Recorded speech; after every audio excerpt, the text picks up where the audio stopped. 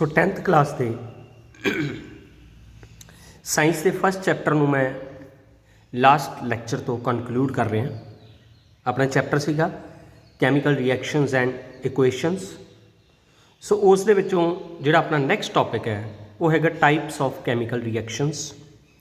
Chemical reactions बारे आपां पहलां जान लिया कि जिस दे विच जिहड़े रिएक्टेंट्स है उन्हां तों प्रोडक्ट्स बनते हैं। सो ये सारे कैमिकल रिएक्शनस का कॉमन फीचर है। तो मैं पहले ही दसिया सी कि एरोहेड की उल्ट डायरैक्शन दे विच रिएक्टेंट होंदे है ते उस एरोहेड की डायरैक्शन दे विच प्रोडक्ट होंदे है। सेंटर दे विच एरो हुंदा दोनों दे जिहड़ा इन्हां नूं सैपरेट करता है।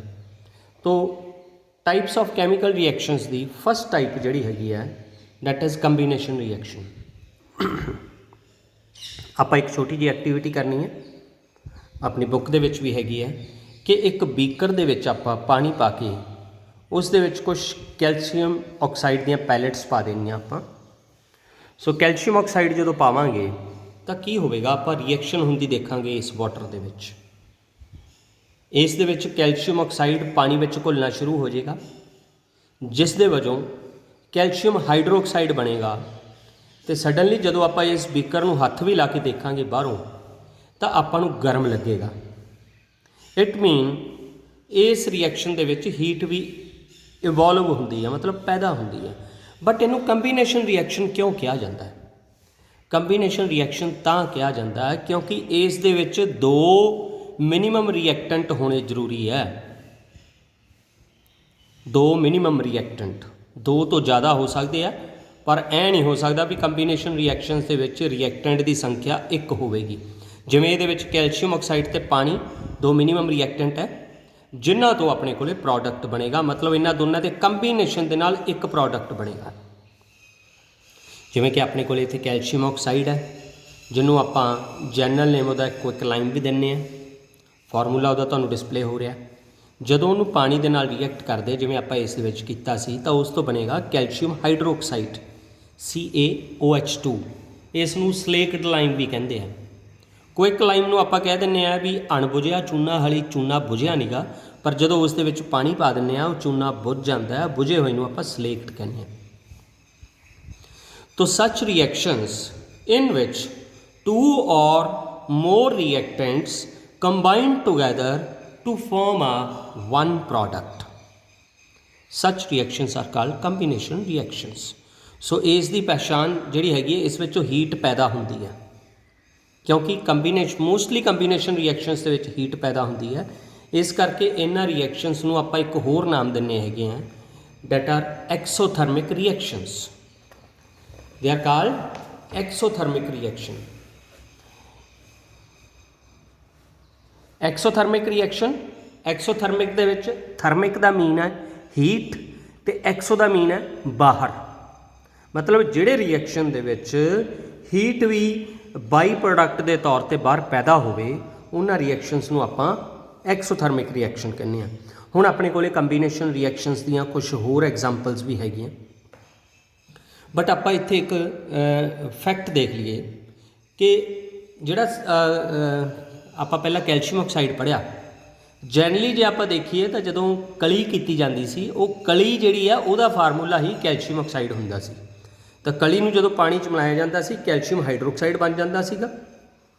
ते हुण जिथे कली हुंदी सीगी आपां नूं कई वारी क्वेश्चन आ जाता है कि कली करन वेले तां कंधां ते कोई चमक नहीं हुंदीगी, बट जदों कली कर दिंदे आ उस तो बाद च कंधां ते सुक के कली दी चमक क्यों बन जाती है?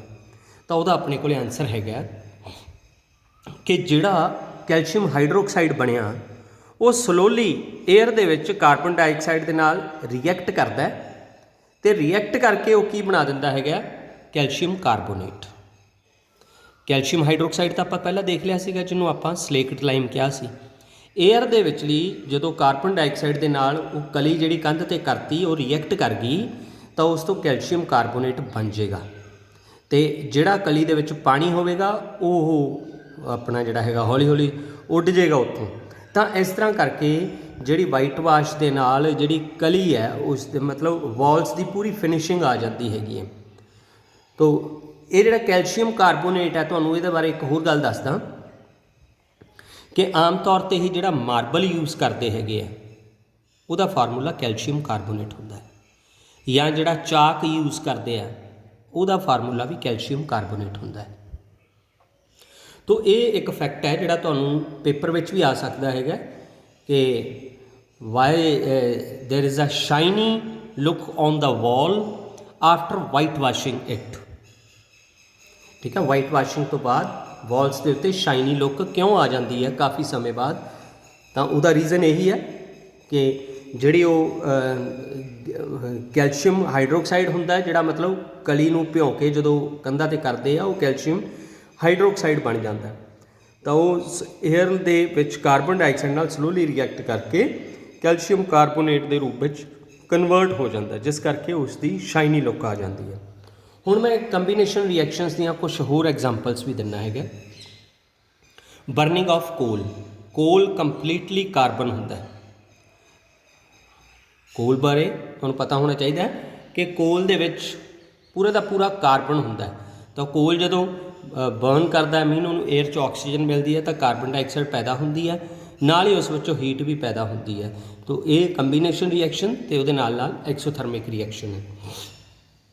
ਇਸੇ ਤਰ੍ਹਾਂ ਜਦੋਂ ਹਾਈਡਰੋਜਨ ਅਤੇ ਆਕਸੀਜਨ ਦੀ ਰਿਐਕਸ਼ਨ ਕੀਤੀ ਜਾਂਦੀ ਹੈ ਤਾਂ ਉਸ ਤੋਂ ਵਾਟਰ ਬਣਦਾ ਹੈਗਾ, ਇਹ ਵੀ ਕੰਬੀਨੇਸ਼ਨ ਰਿਐਕਸ਼ਨ ਹੈਗਾ। ਤਾਂ ਆਪਾਂ ਨੂੰ ਐਕਸੋਥਰਮਿਕ ਰਿਐਕਸ਼ਨ ਦੀਆਂ ਕੁਝ ਐਗਜ਼ਾਮਪਲਸ ਵੀ ਦਿੱਤੀਆਂ ਹੈਗੀਆਂ। ਬਰਨਿੰਗ ਆਫ ਨੈਚੁਰਲ ਗੈਸ, ਜਿਹੜੀ ਨੈਚੁਰਲ ਗੈਸ ਨੂੰ ਜਦੋਂ ਬਰਨ ਕੀਤਾ ਜਾਂਦਾ ਹੈਗਾ,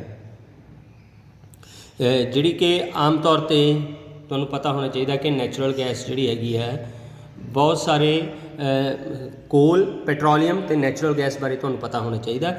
ਜਿਹੜੀ ਦਿੱਲੀ ਦੇ ਵਿੱਚ ਵਹੀਕਲਸ ਦੇ ਵਿੱਚ CNG ਭਰੀ ਜਾਂਦੀ ਹੈ ਉਹ ਕੰਪਰੈਸਡ ਨੈਚੁਰਲ ਗੈਸ ਹੈ, ਤਾਂ ਉਹਦੇ ਵਿੱਚ ਕੀ ਹੁੰਦੀ ਹੈ, ਮੀਥੇਨ ਹੁੰਦੀ ਹੈ, ਜਿਸ ਦਾ ਫਾਰਮੂਲਾ CH4 ਹੈ।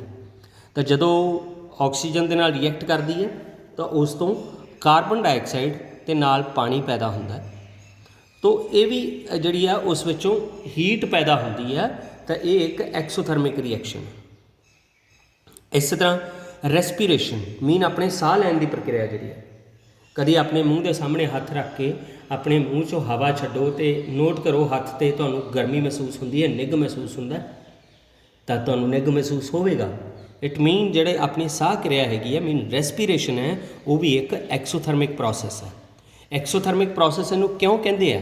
ਕਿਉਂਕਿ ਜਿਹੜਾ ਵੀ ਆਪਾਂ ਫੂਡ ਖਾਂਦੇ ਹਾਂ ਬੇਸਿਕ ਕੰਟੈਂਟ ਉਹਦਾ ਗਲੂਕੋਜ਼ ਹੁੰਦਾ ਹੈ, ਕਿਉਂਕਿ ਜ਼ਿਆਦਾਤਰ ਆਪਾਂ ਰਾਈਸ, ਪੋਟੈਟੋ, ਬ੍ਰੈਡ ਜਾਂ ਆਪਾਂ ਵੀਟ ਫਲੋਰ ਖਾਂਦੇ ਹਾਂ ਉਹਦੇ ਵਿੱਚ ਗਲੂਕੋਜ਼ ਹੁੰਦਾ ਮੇਜਰਲੀ, ਕਿਉਂਕਿ ਜਿਹੜਾ ਭੋਜਨ ਆਪਾਂ ਜ਼ਿਆਦਾ ਮਾਤਰਾ ਵਿੱਚ ਖਾਂਦੇ ਹਾਂ ਉਹਨੂੰ ਹੀ ਆਪਾਂ ਲੈ ਲੈਂਦੇ ਹੈਗੇ, ਇਸ ਕਰਕੇ ਗਲੂਕੋਜ਼ ਇੱਥੇ ਐਗਜ਼ਾਮਪਲ ਦੇ ਤੌਰ 'ਤੇ ਲਿਆ।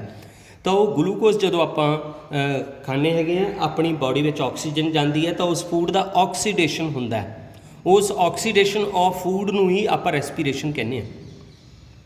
ਤਾਂ ਇਸ ਦੇ ਰਿਜ਼ਲਟ ਨਾਲ ਕਾਰਬਨ ਡਾਈਆਕਸਾਈਡ ਗੈਸ ਪੈਦਾ ਹੁੰਦੀ ਹੈ, ਵਾਟਰ ਵੀ ਪੈਦਾ ਹੁੰਦਾ ਹੈ, ਐਨਰਜੀ ਵੀ ਪੈਦਾ ਹੁੰਦੀ ਜਿਹੜੀ ਆਪਣੀ ਬਾਡੀ ਨੂੰ ਮਿਲਦੀ ਹੈ, ਇਹਦੇ ਨਾਲ ਨਾਲ ਹੀਟ ਵੀ ਪੈਦਾ ਹੁੰਦੀ ਹੈ। ਤੋ respiration is also one of the exothermic reaction. ਇਸੇ ਤਰ੍ਹਾਂ ਇੱਕ ਹੋਰ ਐਗਜ਼ਾਮਪਲ ਆਪਣੇ ਕੋਲ ਹੈਗੀ ਹੈ, the decomposition of vegetable matter into compost.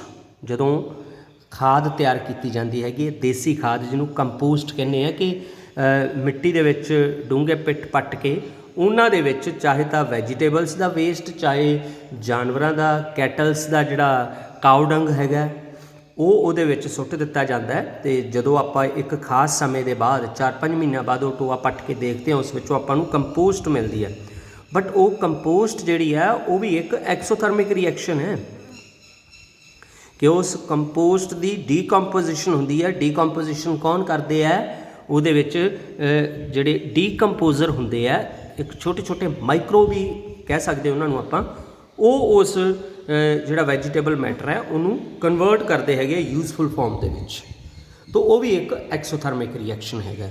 ਤੋ ਇਹਨਾਂ ਵਿੱਚ ਮੋਸਟਲੀ ਆਪਾਂ ਇਹ ਐਕਸੋਥਰਮਿਕ ਰਿਐਕਸ਼ਨ ਦੀਆਂ ਕੈਟਾਗਰੀਆਂ ਵੀ ਦੇਖੀਆਂ। ਇਸ ਤੋਂ ਪਹਿਲਾਂ ਆਪਾਂ ਕੰਬੀਨੇਸ਼ਨ ਰਿਐਕਸ਼ਨ ਬਾਰੇ ਵੀ ਪੜ੍ਹਿਆ। ਹੁਣ ਅਗਲੀ ਆਪਾਂ ਜਿਹੜੀ ਇਸ ਵਿੱਚੋਂ ਕੈਟਾਗਰੀ ਹੈਗੀ ਆ ਉਹ ਆਪਾਂ ਪੜ੍ਹਾਂਗੇ, ਜਿਸ ਨੂੰ ਆਪਾਂ ਕਹਿੰਦੇ ਹਾਂ ਡੀਕੰਪੋਜੀਸ਼ਨ ਰਿਐਕਸ਼ਨ। ਡੀਕੰਪੋਜੀਸ਼ਨ ਰਿਐਕਸ਼ਨ ਜਿਹੜੀ ਹੈਗੀ ਆ ਇਹ exactly opposite to combination reaction ਹੈ। ਕੰਬੀਨੇਸ਼ਨ ਰਿਐਕਸ਼ਨ ਦੇ ਵਿੱਚ ਤੁਸੀਂ ਦੇਖਿਆ ਸੀਗਾ ਕਿ ਰਿਐਕਟੈਂਟ ਮਿਨੀਮਮ 2 ਹੋਣੇ ਚਾਹੀਦੇ ਆ, 2 ਤੋਂ ਜ਼ਿਆਦਾ ਹੋ ਸਕਦੇ ਆ ਪਰ 2 ਤੋਂ ਘੱਟ ਨਹੀਂ ਹੋ ਸਕਦੇ। ਤਾਂ ਉਹਨਾਂ ਤੋਂ ਸਿਰਫ ਇੱਕ ਪ੍ਰੋਡਕਟ ਬਣਿਆ ਸੀ। ਪਰ ਡੀਕੰਪੋਜੀਸ਼ਨ ਰਿਐਕਸ਼ਨ ਇਹਦੇ ਉਲਟ ਹੈ, ਉਹਦੇ ਵਿੱਚ ਇੱਕ ਹੀ ਰਿਐਕਟੈਂਟ ਹੁੰਦਾ ਹੈ ਤੇ ਉਹ ਇੱਕ ਰਿਐਕਟੈਂਟ ਬ੍ਰੇਕ ਡਾਊਨ ਕਰਕੇ 2 ਜਾਂ 2 ਤੋਂ ਵੱਧ ਪ੍ਰੋਡਕਟ ਬਣਾਉਂਦਾ ਹੈਗਾ।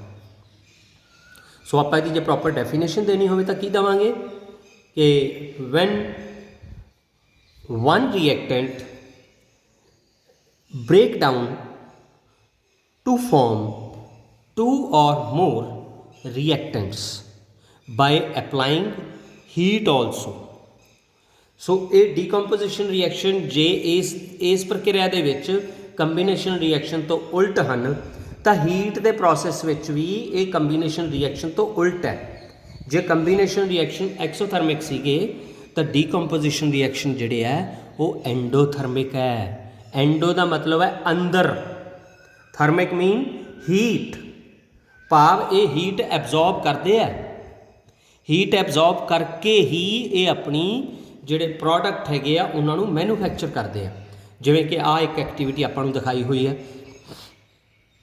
ਕਿ ਆਪਾਂ ਲਗਭਗ 2 ਗ੍ਰਾਮ ਫੈਰਸ ਸਲਫੇਟ ਕ੍ਰਿਸਟਲ ਲੈਣੇ ਆ ਇੱਕ ਡਰਾਈ ਬੋਇਲਿੰਗ ਟਿਊਬ ਦੇ ਵਿੱਚ। ਤਾਂ ਉਸ ਆਪਾਂ ਫੈਰਸ ਸਲਫੇਟ ਕ੍ਰਿਸਟਲ ਦਾ ਜਿਹੜਾ ਕਲਰ ਹੈਗਾ ਉਹ ਨੋਟ ਕਰਨਾ। ਪਹਿਲਾਂ ਹੌਲੀ ਹੌਲੀ ਆਪਾਂ ਕੀ ਦੇਖਾਂਗੇ, ਉਸ ਵਿੱਚੋਂ ਚੇਂਜਸ ਆਉਣੀਆਂ ਸ਼ੁਰੂ ਹੋ ਜਾਣਗੀਆਂ। ਉਸ ਨੂੰ ਜਦੋਂ ਆਪਾਂ ਬਰਨ ਕਰਾਂਗੇ ਤੇ ਉਸ ਦਾ ਕਲਰ ਵੀ ਆਪਾਂ ਨੋਟ ਕਰਨਾ ਹੈ। ਤਾਂ ਫੈਰਸ ਸਲਫੇਟ ਦਾ ਫਾਰਮੂਲਾ ਕੀ ਹੈ? FeSO4। ਤਾਂ ਸੋਲਿਡ ਸਟੇਟ 'ਚ ਹੈ, ਇਹਨੂੰ ਜਦੋਂ ਹੀਟ ਕੀਤਾ ਤਾਂ ਫੈਰਿਕ ਆਕਸਾਈਡ ਬਣ ਗਿਆ Fe2O3, ਨਾਲ ਹੀ ਸਲਫਰ ਡਾਈਆਕਸਾਈਡ ਗੈਸ ਨਿਕਲੀ ਇਹਦੇ 'ਚੋਂ, ਨਾਲ ਹੀ ਸਲਫਰ ਟਰਾਈਆਕਸਾਈਡ ਗੈਸ ਨਿਕਲੀ। ਤੋ ਇਹਦੇ ਵਿੱਚ ਤੁਹਾਨੂੰ ਇਹ ਗੱਲ ਮਤਲਬ ਇਸ ਫਾਰਮੂਲੇ ਦੀ ਪਤਾ ਹੋਣੀ ਚਾਹੀਦੀ ਹੈ ਕਿ ਫੈਰਸ ਸਲਫੇਟ ਦਾ ਫਾਰਮੂਲਾ ਕੀ ਹੈ, ਫੈਰਿਕ ਆਕਸਾਈਡ ਦਾ ਫਾਰਮੂਲਾ ਕੀ ਹੈ, ਸਲਫਰ ਡਾਈਆਕਸਾਈਡ ਦਾ ਕੀ ਹੈ ਤੇ ਸਲਫਰ ਟਰਾਈਆਕਸਾਈਡ ਦਾ ਕੀ ਹੈ। ਤੋ ਇਹ ਇੱਕ ਜਿਹੜੀ ਡੀਕੰਪੋਜੀਸ਼ਨ ਰਿਐਕਸ਼ਨ ਸੀਗੀ। Mean ferrous sulphate crystals when heated in a boiling tube with the help of a burner, it break down to form ferric oxide, sulfur dioxide and sulfur trioxide. So such reaction is one of the example of decomposition reaction. इस तरह decomposition reaction ਦੀ ਇੱਕ ਹੋਰ example ਹੈ ਜਦੋਂ ਲਾਈਮਸਟੋਨ ਨੂੰ heat ਕੀਤਾ ਜਾਂਦਾ ਹੈ। ਲਾਈਮਸਟੋਨ ਜਿਹੜਾ ਤੁਹਾਨੂੰ ਮੈਂ ਪਹਿਲਾਂ ਮਾਰਬਲ ਦੱਸਿਆ ਸੀਗਾ ਉਹਦਾ ਫਾਰਮੂਲਾ ਕੈਲਸ਼ੀਅਮ ਕਾਰਬੋਨੇਟ ਸੀ, ਚਾਕ ਵੀ ਕੈਲਸ਼ੀਅਮ ਕਾਰਬੋਨੇਟ ਹੁੰਦਾ ਹੈ ਤੇ ਲਾਈਮਸਟੋਨ ਵੀ ਕੈਲਸ਼ੀਅਮ ਕਾਰਬੋਨੇਟ ਹੁੰਦਾ ਹੈ, ਜਿਹਨੂੰ ਆਪਾਂ ਪੰਜਾਬੀ ਵਿੱਚ ਚੂਨੇ ਦਾ ਪੱਥਰ ਕਹਿ ਦਿੰਦੇ ਹਾਂ। ਤੋ ਜਦੋਂ ਇਹਨੂੰ ਹੀਟ ਕੀਤਾ ਜਾਂਦਾ ਹੈ, ਹੀਟ ਕਰਨ ਦੇ ਨਾਲ ਇਸ ਵਿੱਚੋਂ ਇੱਕ ਤਾਂ ਕੁਇਕਲਾਈਮ ਬਣਦਾ ਕੈਲਸ਼ੀਅਮ ਆਕਸਾਈਡ, ਨਾਲ ਹੀ ਇਹਦੇ 'ਚੋਂ ਕਾਰਬਨ ਡਾਈਆਕਸਾਈਡ ਗੈਸ ਪੈਦਾ ਹੁੰਦੀ ਹੈ। ਤੋ ਦੋਨਾਂ ਦਾ ਆਪਾਂ ਯੂਨੀਫਾਰਮ ਫੀਚਰ ਦੇਖਿਆ ਕਿ ਇਹਨਾਂ ਵਿੱਚ ਹੀਟ ਐਬਜ਼ੌਰਬ ਕੀਤੀ ਗਈ ਹੈ। That's why these reactions are also one of the category of endothermic reactions।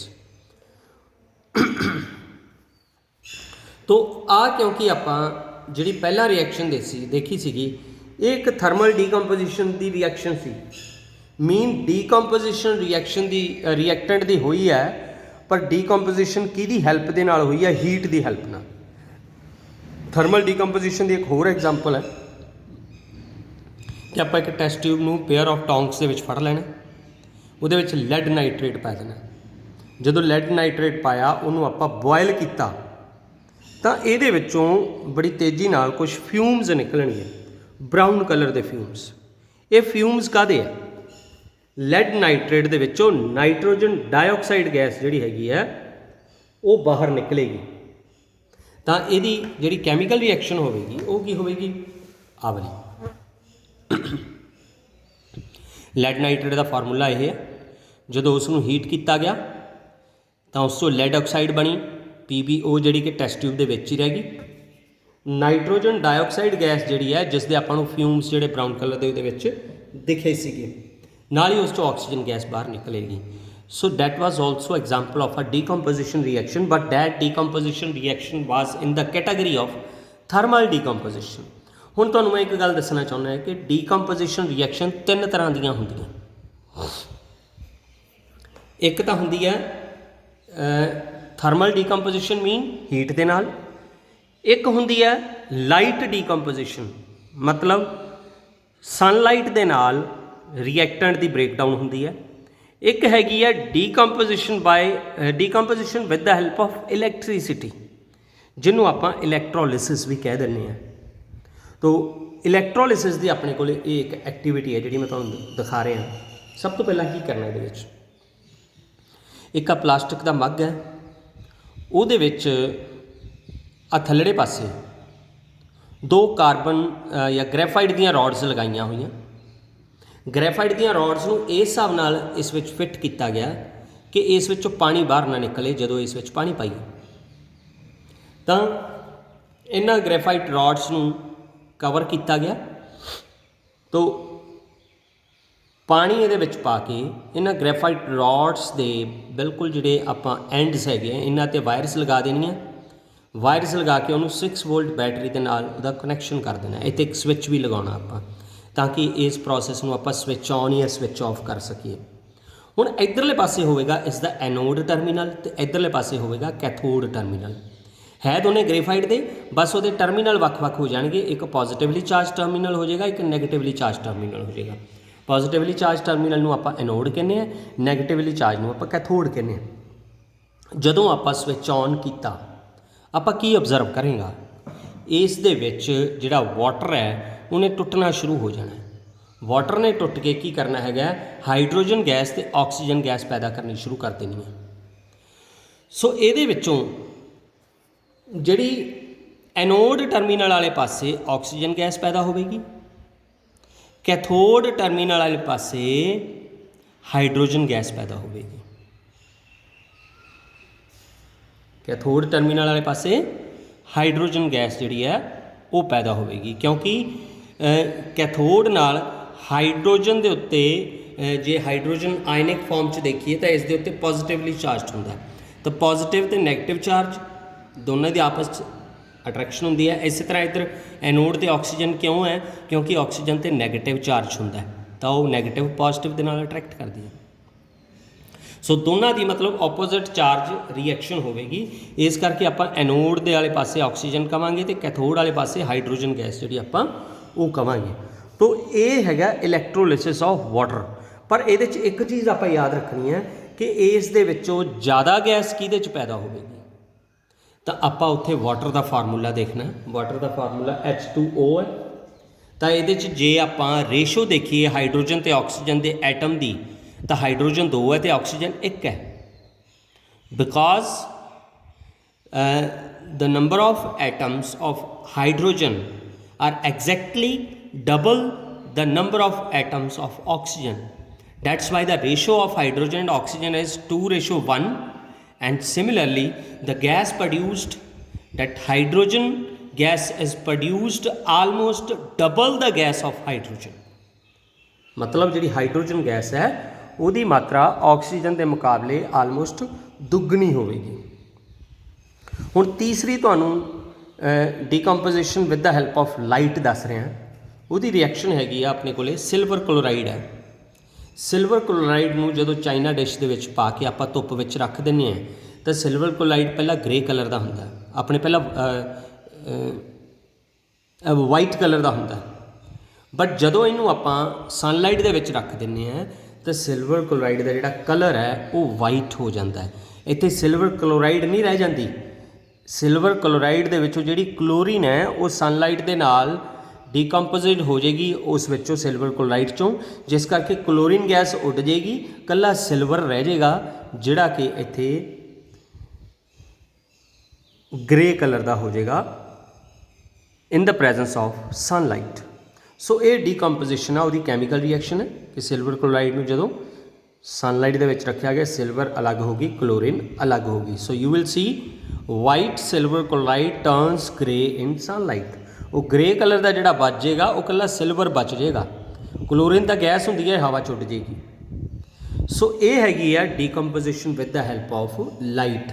इस तरह एक शायद एग्जाम्पल हो रहेगी है वो सिल्वर ब्रोमाइड है, ये भी उस तरह की डीकंपोजिशन है। ਸਨਲਾਈਟ ਦੇ ਵਿੱਚ ਸਿਲਵਰ ਤੇ ਬ੍ਰੋਮੀਨ ਗੈਸ ਜਿਹੜੀ ਹੈਗੀ ਆ ਉਹ ਬਾਹਰ ਨਿਕਲ ਜਾਏਗੀ। ਤਾਂ ਆਪਾਂ ਨੂੰ ਪਤਾ ਲੱਗ ਗਿਆ ਕਿ ਡੀਕੰਪੋਜੀਸ਼ਨ ਕਿਹਦੀ ਹੈਲਪ ਨਾਲ ਹੋਈ। ਇੱਕ ਤਾਂ with the help of heat ਹੋਈ, ਇੱਕ with the help of light ਹੋਈ, ਤੇ ਇੱਕ with the help of electricity ਹੋਈ। ਤਾਂ ਇਹ ਤਿੰਨਾਂ ਦੀ ਹੈਲਪ ਦੇ ਨਾਲ ਜਿਹੜਾ ਰਿਐਕਟੈਂਟ ਹੈ ਉਹ ਬ੍ਰੇਕਡਾਊਨ ਹੋ ਕੇ 2 ਜਾਂ 2 ਤੋਂ ਵੱਧ ਪ੍ਰੋਡਕਟ ਬਣਾਵੇਗਾ। So such reactions are called decomposition reactions. So ਆ ਆਪਣੇ ਕੋਲੇ ਕੁਐਸਚਨਸ ਹੈਗੇ ਆ, ਜਿਵੇਂ ਕਿ ਸਭ ਤੋਂ ਪਹਿਲਾ ਕੁਐਸਚਨ ਹੈ ਇਹਦੇ ਕਿ a solution of a substance X is used for white washing. So white washing ਲਈ ਕਿਹੜੇ ਸਬਸਟੈਂਸ ਦਾ ਸੋਲਿਊਸ਼ਨ ਯੂਜ਼ ਕੀਤਾ ਜਾਂਦਾ ਹੈਗਾ? ਕੈਲਸ਼ੀਅਮ ਆਕਸਾਈਡ, ਜਿਹਨੂੰ ਆਪਾਂ ਕੁਇਕ ਲਾਈਮ ਕਹਿੰਦੇ ਹਾਂ। ਤਾਂ name the substance X, that is calcium oxide, and its formula is CaO। ਹੁਣ ਦੂਸਰਾ ਇਹਦਾ ਪਾਰਟ ਪੁੱਛਿਆ ਕਿ write the reaction of substance X named in above with water. ਤਾਂ ਉਹ ਕੈਲਸ਼ੀਅਮ ਆਕਸਾਈਡ ਦੀ ਜਦੋਂ ਪਾਣੀ ਦੇ ਨਾਲ ਰਿਐਕਸ਼ਨ ਹੁੰਦੀ ਹੈ ਤਾਂ ਉਸ ਤੋਂ ਕੀ ਬਣਦਾ ਹੈਗਾ? ਕੈਲਸ਼ੀਅਮ ਹਾਈਡਰੋਕਸਾਈਡ, ਜਿਹਨੂੰ ਆਪਾਂ ਸਲੇਕਟ ਲਾਈਮ ਵੀ ਕਹਿੰਦੇ ਸੀ। ਨਾਲ ਹੀ ਉਸ ਵਿੱਚੋਂ ਹੀਟ ਪੈਦਾ ਹੁੰਦੀ ਹੈਗੀ ਆ। ਤਾਂ ਇਹ ਦੋਨੇ ਤੁਸੀਂ ਉੱਥੋਂ ਜਿਹੜਾ ਮੈਂ ਪਹਿਲਾਂ ਤੁਹਾਨੂੰ ਪੜ੍ਹਾਇਆ ਸੀ ਟੌਪਿਕ, ਉਸ ਵਿੱਚੋਂ ਕੈਮੀਕਲ ਰਿਐਕਸ਼ਨ ਵੀ ਲਿਖ ਦੇਣੀ ਹੈ। ਇਸ ਤਰ੍ਹਾਂ ਸੈਕੰਡ ਕੁਐਸਚਨ ਪੁੱਛਿਆ ਕਿ why is the amount of gas collected in one of the test tube in activity 1.7 double the amount collected in other, name this gas. ਸੋ ਇਹ ਉਹੀ ਹੈ ਜਿਹੜਾ ਤੁਹਾਨੂੰ ਮੈਂ ਹੁਣੇ ਸਮਝਾ ਕੇ ਹਟਿਆ, ਆਹ ਵਾਲੀ ਐਕਟੀਵਿਟੀ। ਤੋ ਇਹਦੇ 'ਚ ਇਹੀ ਪੁੱਛਿਆ ਗਿਆ ਕਿ ਕਿਉਂ ਜਿਹੜੀ ਗੈਸ ਟੈਸਟ ਟਿਊਬ ਵਿੱਚ ਇਕੱਠੀ ਹੋਈ ਹੈ ਉਹ ਇੱਕ ਦੀ ਅਮਾਊਂਟ ਦੂਸਰੇ ਦੇ ਮੁਕਾਬਲੇ ਦੁੱਗਣੀ ਹੈ। ਤਾਂ ਕਿਹੜੀ ਗੈਸ ਦੀ ਅਮਾਊਂਟ ਦੂਸਰੇ ਨਾਲੋਂ ਦੁੱਗਣੀ ਹੈ? ਹਾਈਡਰੋਜਨ ਗੈਸ ਦੀ। ਕਿਉਂ ਡਬਲ ਹੈ? ਕਿਉਂਕਿ ਵਾਟਰ ਦੇ ਫਾਰਮੂਲੇ ਦੇ ਅਨੁਸਾਰ, ਵਾਟਰ ਦੇ ਫਾਰਮੂਲੇ 'ਚ ਹਾਈਡਰੋਜਨ ਤੇ ਆਕਸੀਜਨ ਐਟਮਸ ਦੀ ਜੇ ਰੇਸ਼ੋ ਹੈ ਤਾਂ ਡੈਟ ਇਜ਼ 2:1।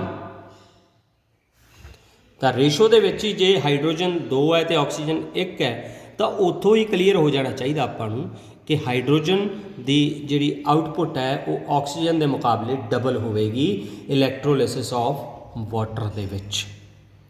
ਤਾਂ ਇਹ ਕੁਐਸਚਨ ਤੁਸੀਂ ਕਰ ਲੈਣੇ ਆ। ਅਤੇ ਇਹ ਆਪਣੇ 2 ਤਰ੍ਹਾਂ ਦੀਆਂ ਕੈਮੀਕਲ ਰਿਐਕਸ਼ਨਸ ਤੁਹਾਨੂੰ ਮੈਂ ਦੱਸੀਆਂ ਹੈਗੀਆਂ। ਤੋ ਇਹਦੇ 'ਚੋਂ ਇੰਪੋਰਟੈਂਟ ਕੁਐਸਚਨਸ ਕਿਹੜੇ ਆ? ਇੱਕ ਤਾਂ ਤੁਸੀਂ ਨੋਟ ਕਰ ਲਓ, ਮੈਂ ਹੁਣ ਬੋਲ ਰਿਹਾ ਨਾਲ ਹੀ। ਇੱਕ ਤਾਂ ਇਹਦੇ 'ਚੋਂ ਸਭ ਤੋਂ ਪਹਿਲਾਂ define combination reaction and give its example. ਇਸੇ ਤਰ੍ਹਾਂ define exothermic reaction and give its example. Then ਆ ਗਈ define decomposition reaction, give its example. Define endothermic reaction, give its example, and these 2 questions. So these are most crucial. And similarly one more question is there कि explain the types of decomposition reaction. So you already know what are the types of decomposition reaction.